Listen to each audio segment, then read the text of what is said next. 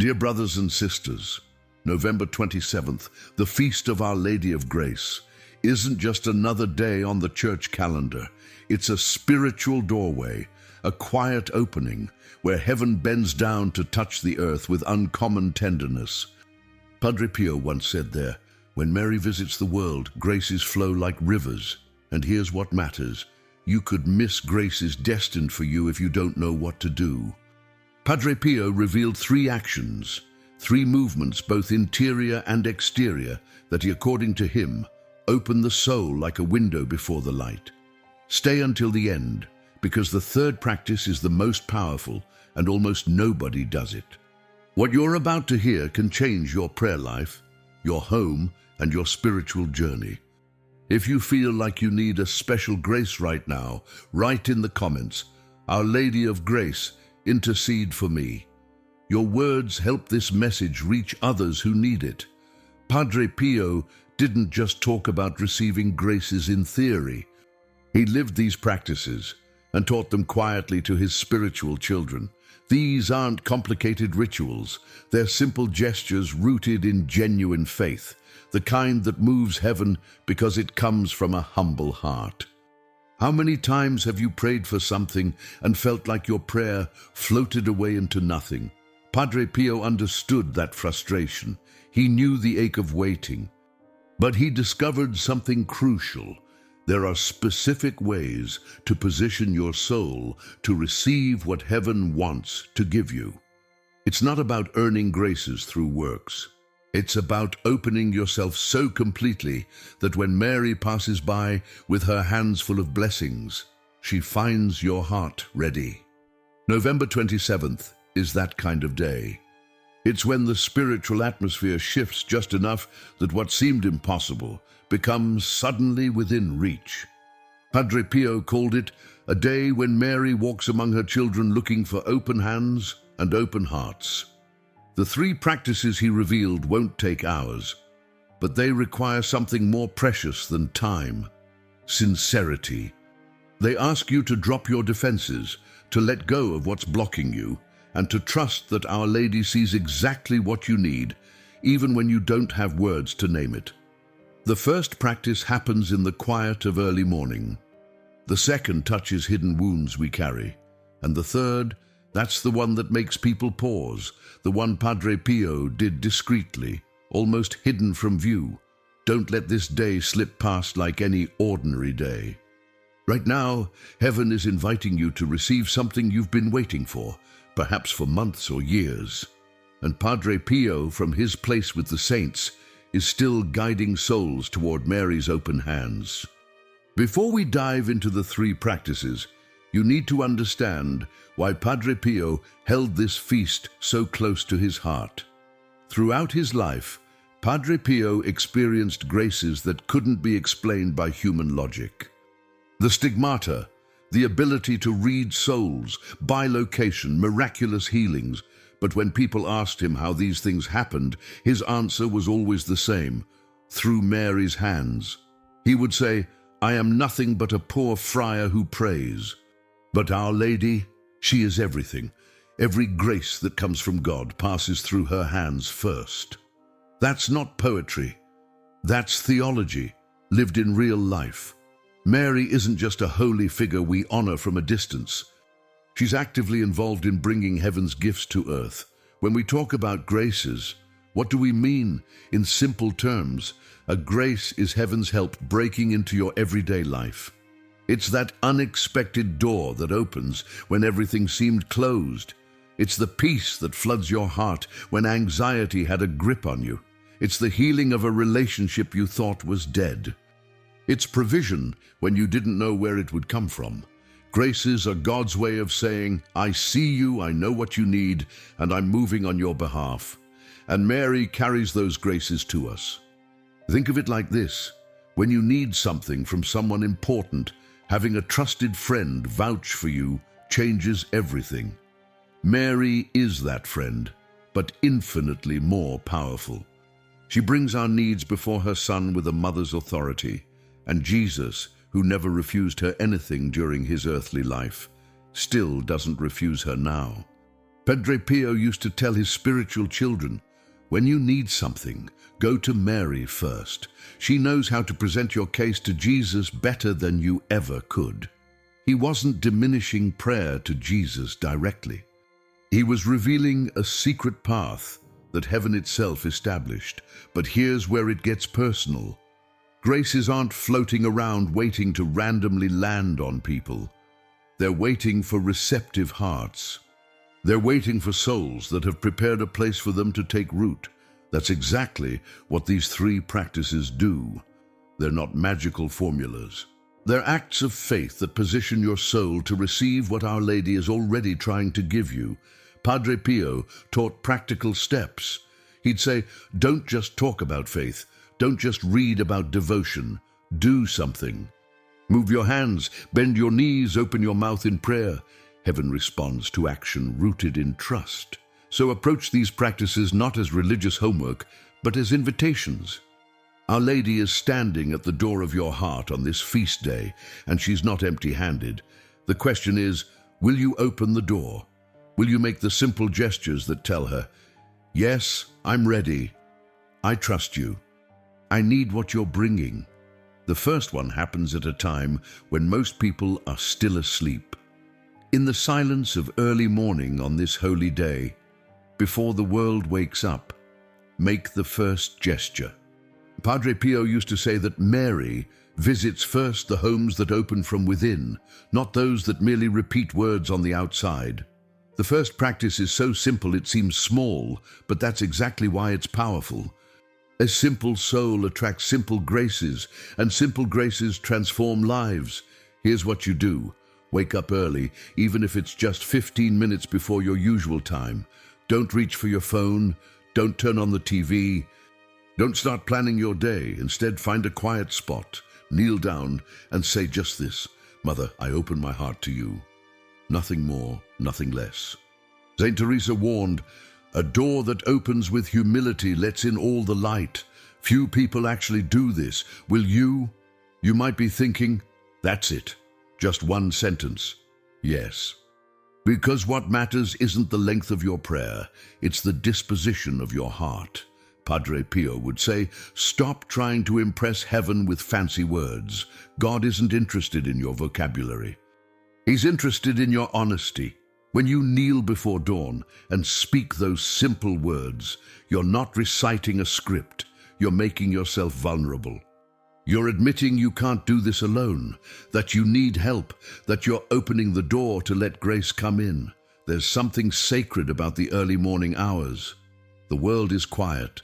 Distractions haven't flooded in yet.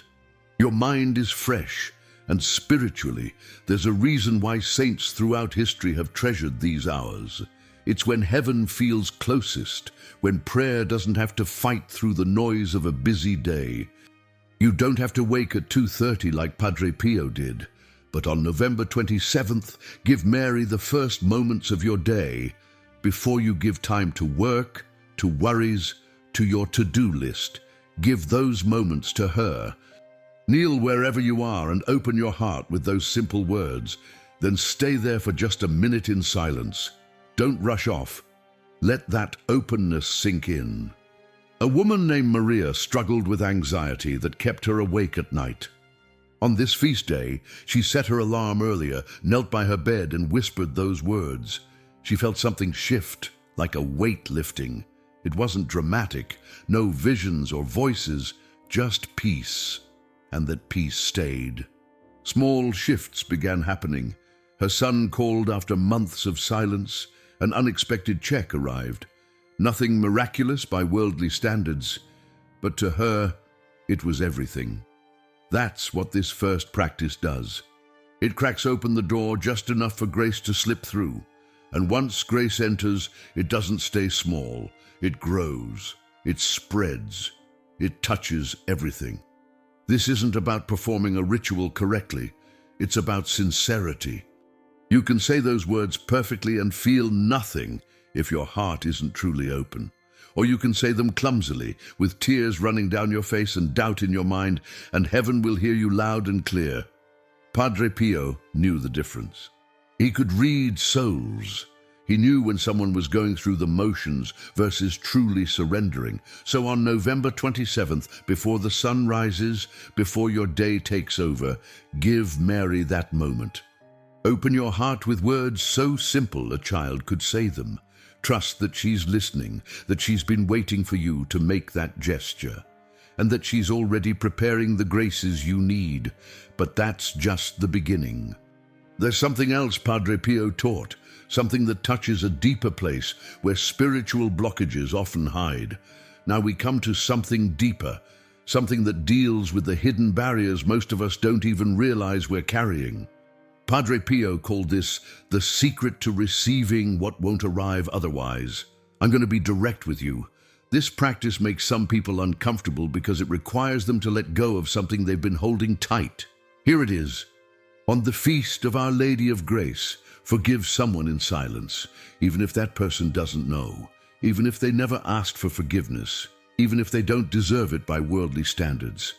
Say their name before Our Lady and release them. Hand it over. Let it go. This isn't about emotions. You don't have to feel warm and fuzzy about the person. You don't have to pretend they didn't hurt you. Forgiveness isn't saying what happened was okay. It's saying, I'm not going to let this hold me back anymore. I'm not going to let this block what heaven wants to give me.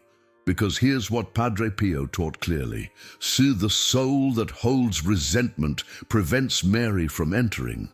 Think about it like this. Imagine your heart is a house with many rooms. In one of those rooms, you've locked away hurt, anger, betrayal. You keep the door shut tight because opening it feels too painful. But here's the problem. When Mary comes with graces, she needs to move freely through your whole house. She can't work around locked doors. She won't force her way in. So the graces meant for you can't reach where they need to reach because you've blocked the path. Unforgiveness is a spiritual weight we carry without realizing how heavy it's become. You might think you've moved past something, but then that person's name comes up and you feel your chest tighten. Or you're praying for a breakthrough and it feels like your prayers hit a wall. Often, that wall is built from unresolved resentment, bitterness we've normalized, pain we've learned to live with.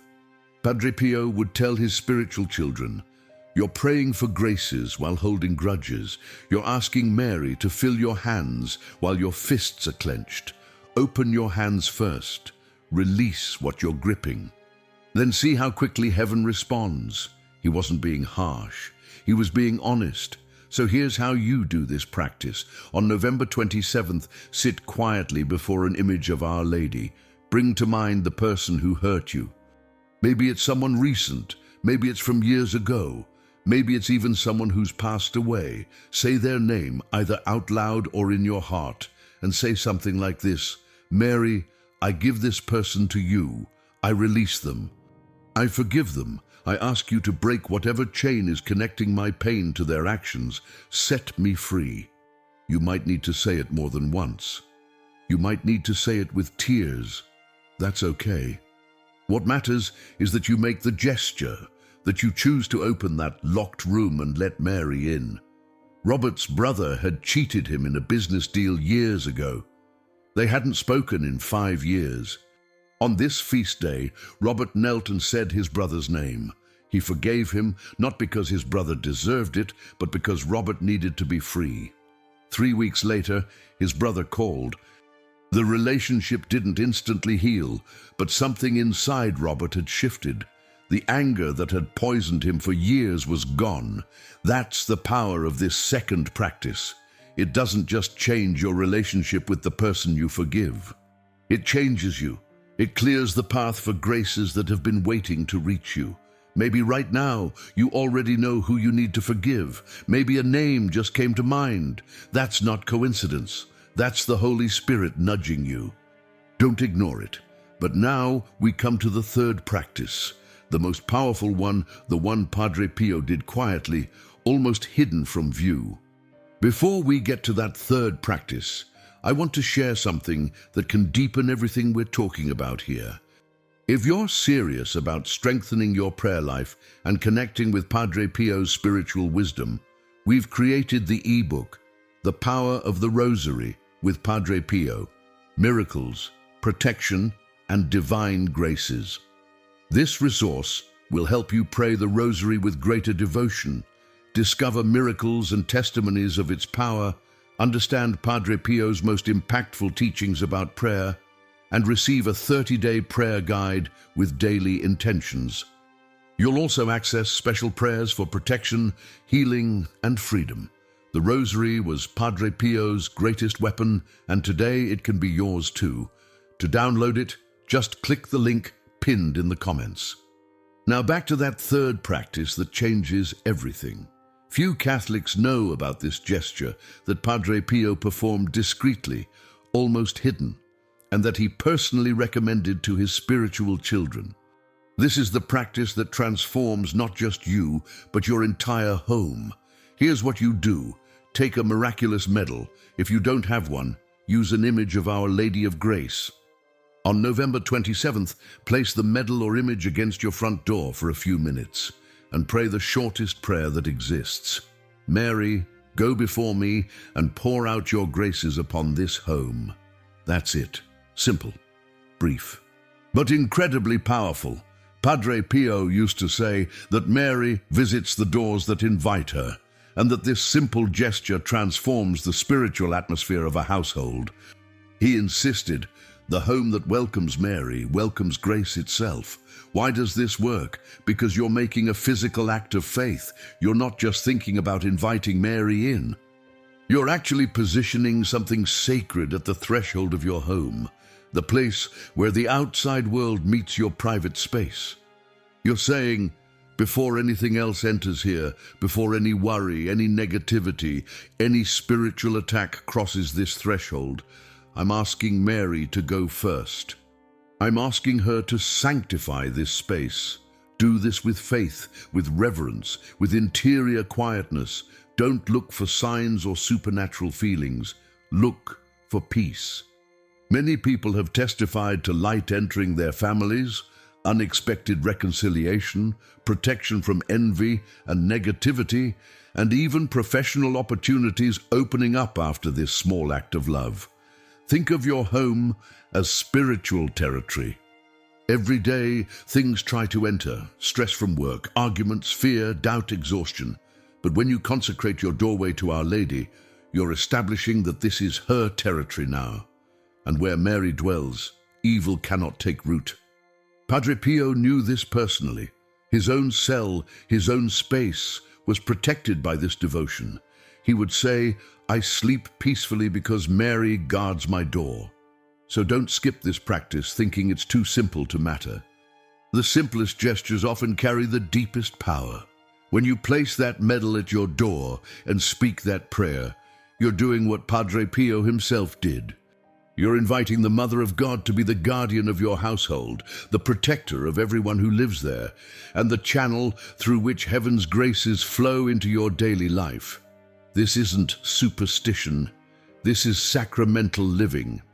This is taking your faith and making it visible, tangible, real. And heaven responds to that kind of boldness, that kind of trust that says, I believe Mary can transform my home, and I'm going to act on that belief. So here they are, the three practices Padre Pio revealed for the Feast of Our Lady of Grace. Wake early and open your heart with simple words. Forgive someone in silence and release what's been blocking you. Place a miraculous medal at your door and invite Mary to sanctify your home. These aren't complicated rituals. They're acts of faith that position your soul to receive what heaven is offering. They work together. Opening creates receptivity, forgiveness removes obstacles, and consecration protects what's received. Don't let November 27th pass like any ordinary day. Make these gestures. Pray with simplicity. Open your hands. Let Mary work. Padre Pio once said something that should echo in every Catholic heart. Pray, hope, and don't worry. That's what these three practices embody. You're praying with your actions, you're hoping by trusting in Mary's intercession, and you're releasing worry by placing everything in her hands. If these practices touched your heart, if you felt something stir inside you as you heard them, Write in the comments, Mother Mary, I open my heart to your graces. Your words create a ripple effect. They help this message reach someone else who's desperate for hope right now, someone who needs to know that heaven hasn't forgotten them. And listen, we need your support to keep spreading Padre Pio's wisdom and Mary's love. This isn't just a channel making videos. This is a spiritual mission, a community of believers helping each other grow closer to God. Every like tells us this message mattered to you. Every share brings it to someone who needs it. Every person who becomes a member helps us continue this work of bringing light into darkness and hope into despair. You're not just supporting a channel, you're supporting souls, including your own. Join us in this sacred mission. Remember what Padre Pio taught. Mary never refuses a sincere heart. She never turns away someone who truly seeks her help. On November 27th, she's walking through the world looking for open doors, listening for voices that call her name, watching for souls brave enough to trust her completely. Be one of those souls.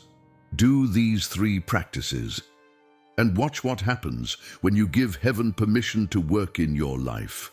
May Our Lady of Grace surround you with her mantle of protection, heal the wounds you carry, and lead you step by step to the heart of her Son. May you experience the graces you've been waiting for, the peace you've been seeking, and the transformation you've been praying for. Amen.